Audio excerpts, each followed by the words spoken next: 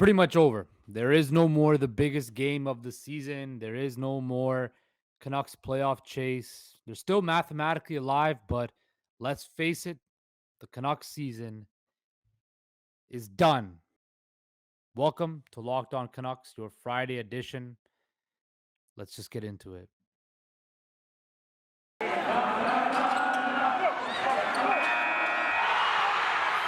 You're Locked On Canucks, your daily podcast on the Vancouver Canucks.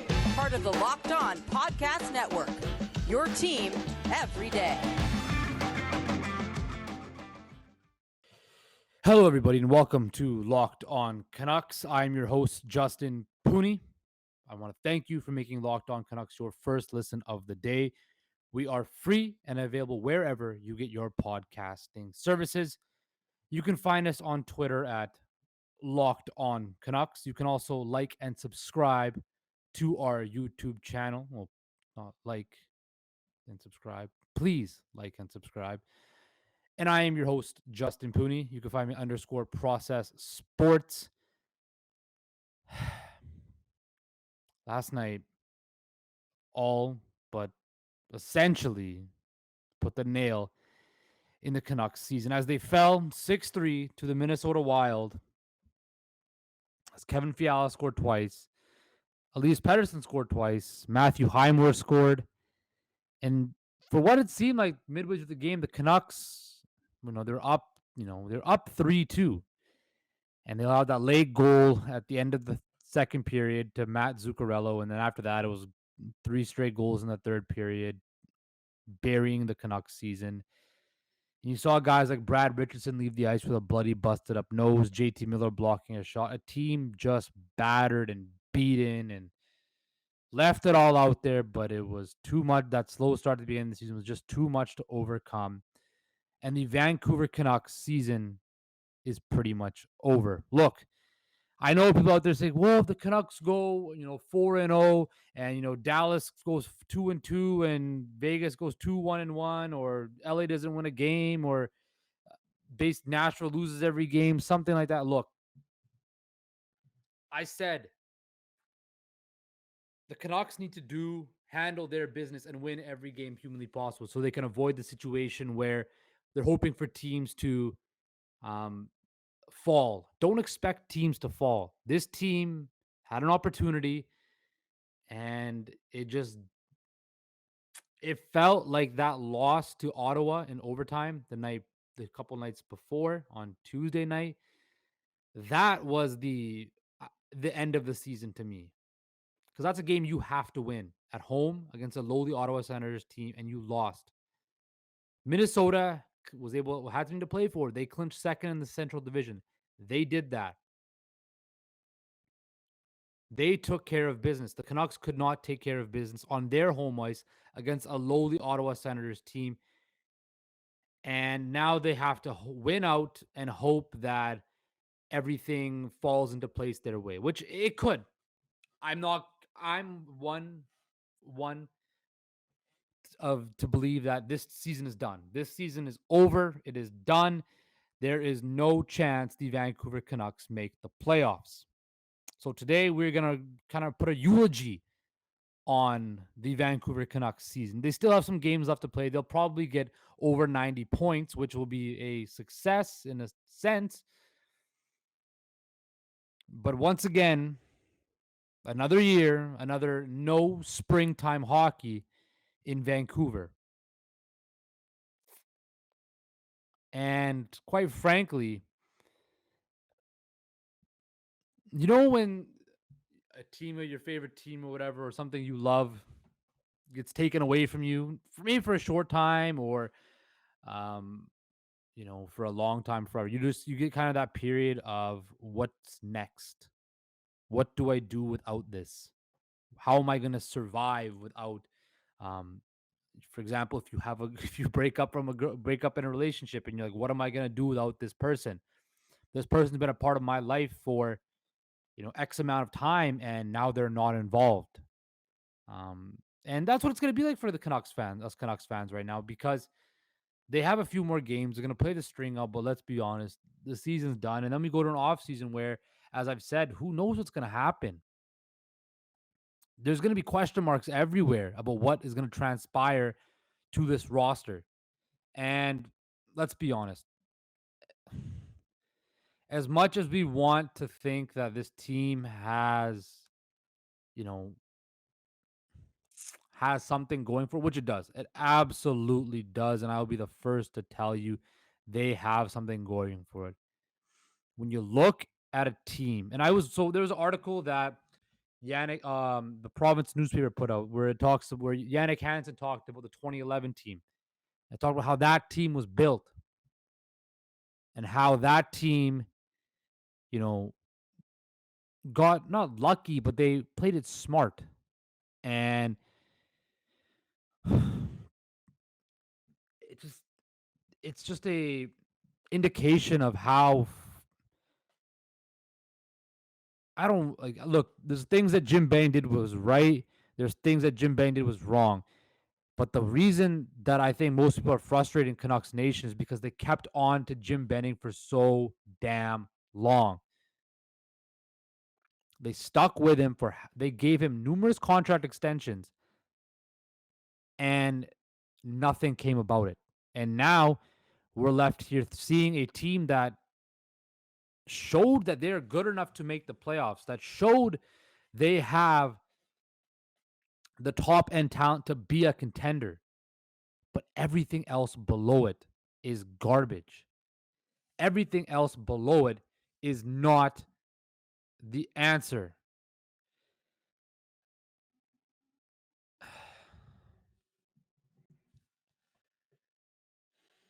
It's really it's very frustrating because you see the flashes that this team put out there this year. You see the flashes from Elias Pettersson in the last 30 games was on pace for a 52 goal season, 109 points. That is a superstar player right there. JT Miller, top 10 in points. The Canucks have 330 goal scorers this season and are not going to be in the playoffs. Hell, they might have an additional couple 20 goal scorers if Conor Garland and Brock Besser get there. And this team did not make the playoffs. And why?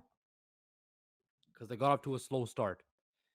They got up to a slow start, put themselves behind the 8 ball, and forced themselves to crawl, and fight their way back to up a mountain that, quite frankly, was probably insurmountable anyway.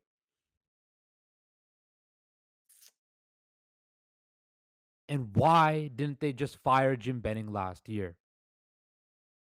Why? You're going to pay him anyway. You're going to pay Green regardless. If I,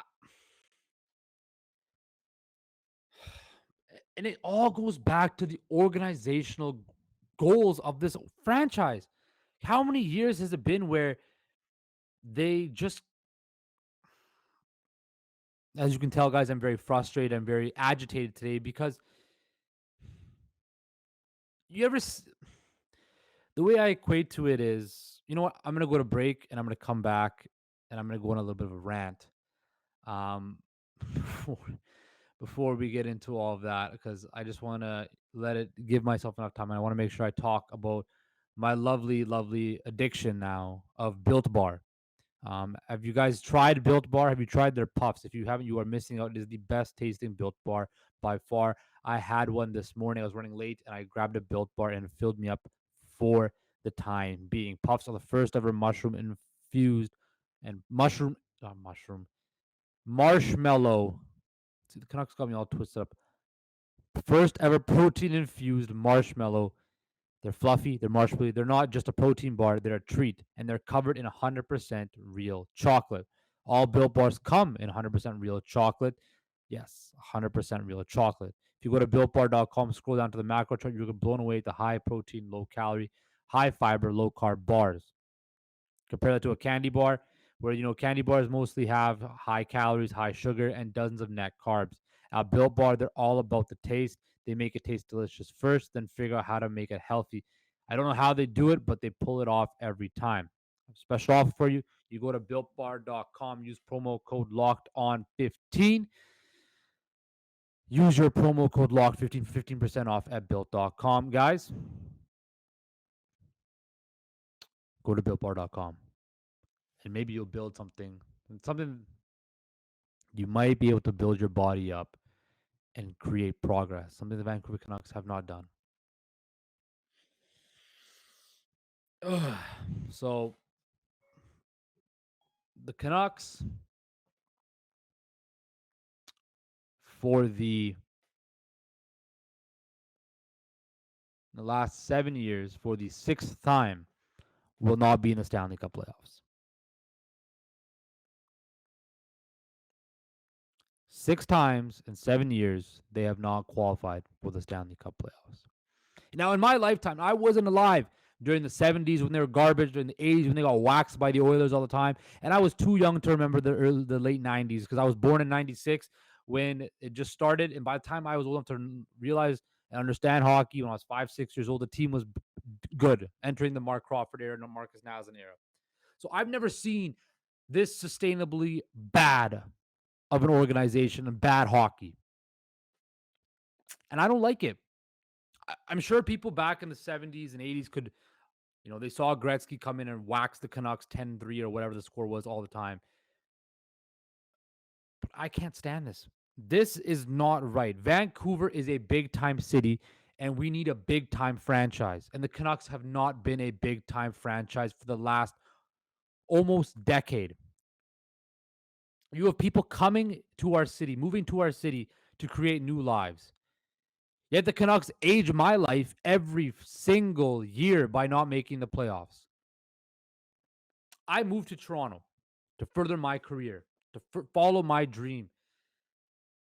But of course, I'm Vancouver through and through. You can take me out of Vancouver, you can take me out of BC, but you can't take the BC out of me. I am going to represent British Columbia, Vancouver till the day I die.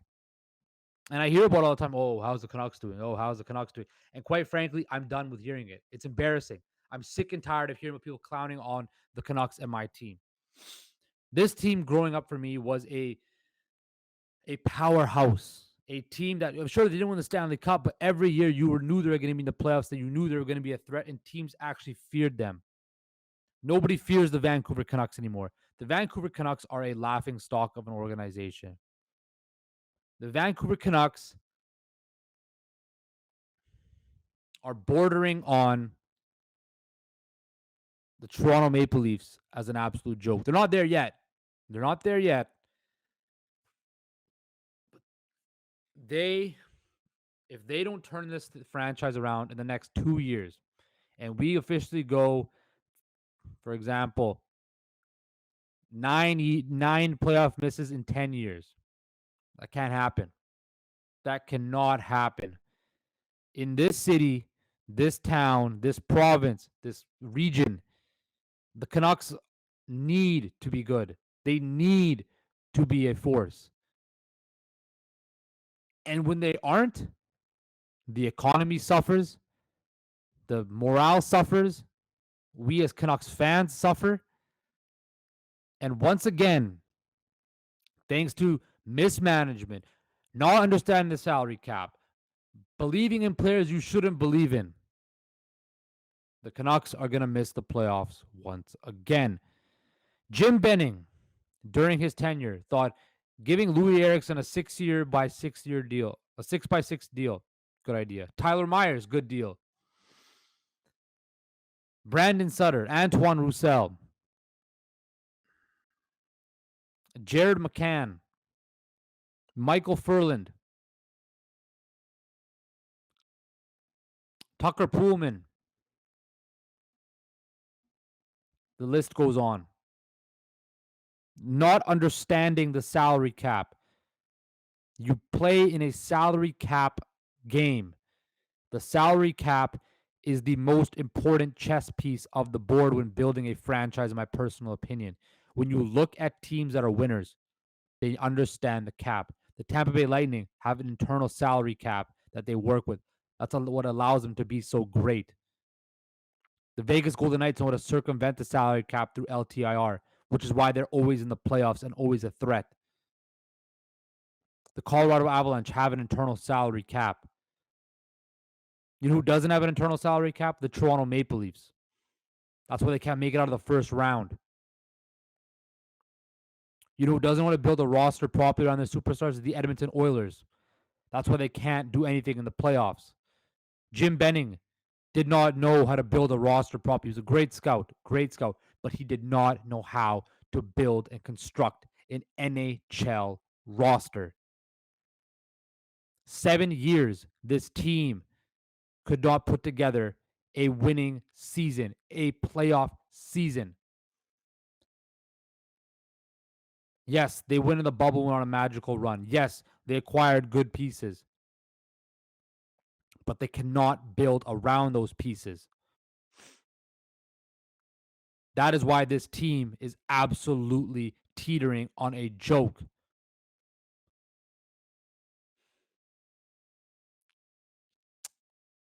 What is it? 7 times they, whatever it was, 7 times in 8 years they missed the playoffs. I forget what it was now. I don't want to think about it. Absolute ineptitude. Francesco Aquilini, you meddled in too much. This team has no structure. This team, sorry, had no structure. This team thought they could patch it up all the time. This team felt that they were right there, and they weren't, and they aren't.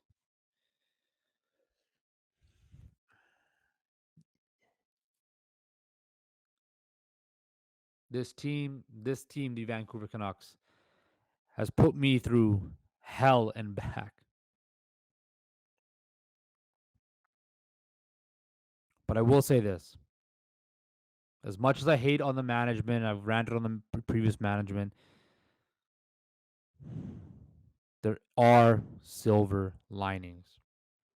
And that's what's keeping me alive. JT Miller, 30 goals, 93 points, the most productive season by a Canuck since Henrik and Daniel Sedin. Bo Horvat, 31 goals. Quinn Hughes is still going to probably break the franchise record for points by defenseman. Thatcher Demko was basically the team MVP.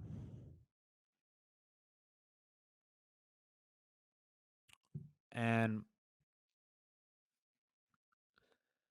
there's still hope. I trust Jim Rutherford because he's done it before. He's built a Stanley Cup roster. I trust people that have been there and done that. He knows how to work with superstar players. He had that in Pittsburgh, and they still were able to build they had big cap hits there, and they were still able to build a championship roster.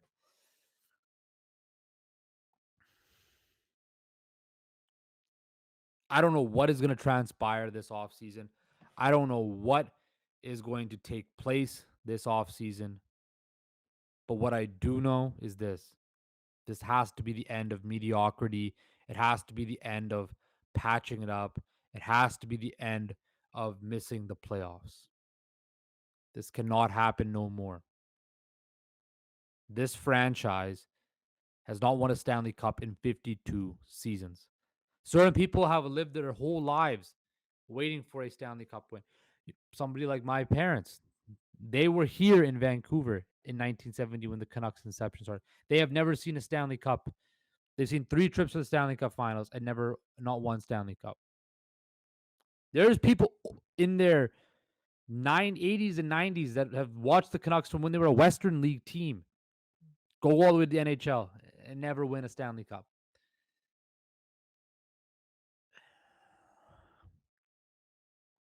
This I'm at a loss for words because it's so disheartening to see a team that you care so much about and see that you've invested so much time and affection and love for miss the playoffs. It hell if they make the playoffs this year, it'll be a miracle, and honestly, I think they would probably go all the way.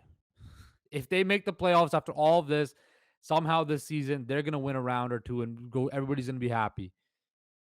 But today, April 22nd, Friday, April 22nd at 3:19 Pacific Standard Time, I sit to you and I ask, what do you think about the Vancouver Canucks? What do you think is next. Because I'm done with the mediocrity. I'm done with the. I'm done with missing the playoffs. I'm done with all of this stuff. I'm done with all of it. This needs to change. And I'm hoping that it does. And I trust that it will. Because if not, boy, it's going to be another rough year.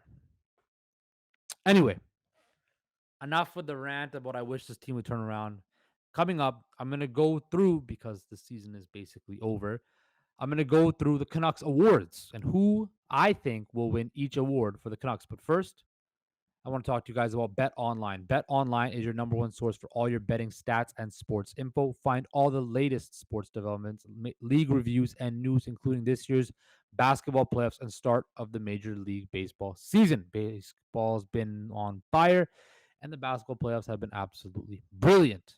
BetOnline is your continued source for all your sporting wagering information, from live betting to playoffs, esports, and more. Head to the website today and or use your mobile device to learn more about the trends and action. Bet online, where the game starts.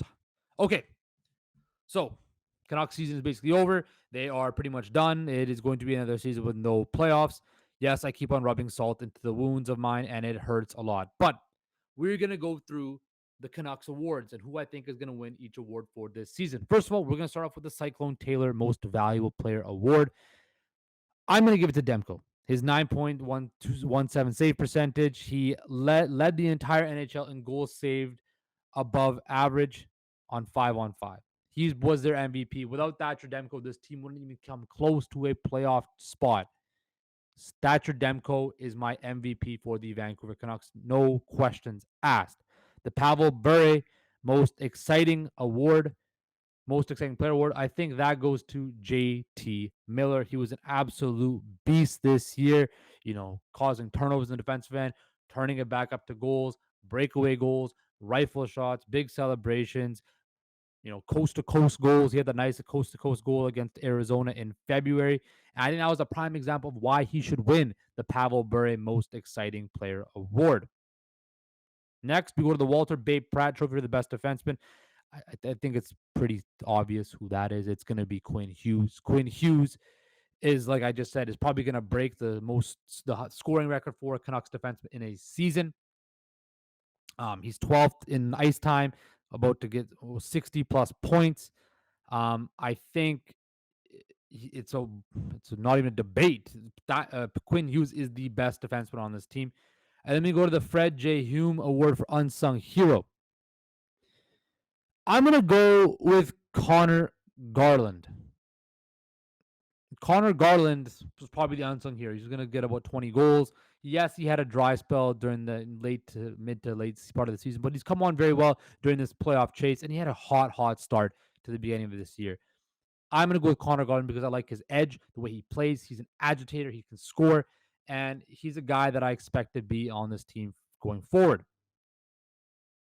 So those are the voting awards. The other awards are like, most points, which is going to go to JT Miller. The 3-star award is going to go to JT Miller as well, or Thatcher Demko. And then the Henrik and Daniel Community Award, I think it was going to go to Elias Pettersson because he made the generous donation of $50,000 to the Canucks for Kids Fund back in November. Or, you know what, even Bo Horvat too. Bo Horvat, Brock West, whoever gets that award is going to be well deserving because all these guys put in the work in the community, which was something I always give the Canucks players credit, that put the work in the community, because when they invest in the community invests back in you. And those whoever all those guys, all the Canucks players that invest themselves into the Vancouver community, help out those other less fortunate, will always have a special place in my heart. So to recap the few main awards: unsung hero Conor Garland, best defenseman easy Quinn Hughes, most exciting player JT Miller, and of course the MVP is Thatcher Demko. That is it. Canucks play Saturday against Calgary. We'll see what happens. I would preview it, but Calgary has nothing to play for. The Canucks have everything to play for. I expect the Canucks to win this game. But then again, I don't think it's going to mount anything because this season, as I did mention for the first two-thirds of the show, it is over. But it's the weekend. It's Friday. It's the weekend. Enjoy your weekend, everybody. If you haven't yet, go out. Just enjoy your weekend. Don't worry about the Canucks stress. That's what I'm going to do. I'll watch the game on Saturday. I'll be back on Monday. We're going to have a fun time. I have some good stuff planned for the off season as well. So don't worry. Locked On Canucks is here to take care of all your Canucks needs, and we're going to have some fun. As I said, this is all about fun and love, and we all want to see the Canucks do well. But I want to thank you for making Locked On Canucks your first listen of the day. For your second listen of the day, take a listen to Locked On Fantasy Hockey. Hosts Steele Rodine and Philip Livingstone help you become an expert of your fantasy league. Of course, they are free and available wherever you get your podcasting services. Guys, we will see you on Monday to recap a weekend of Canucks hockey and look forward to maybe a potential playoff chase again. Maybe my tune will change. I don't think it will. And we'll go from there.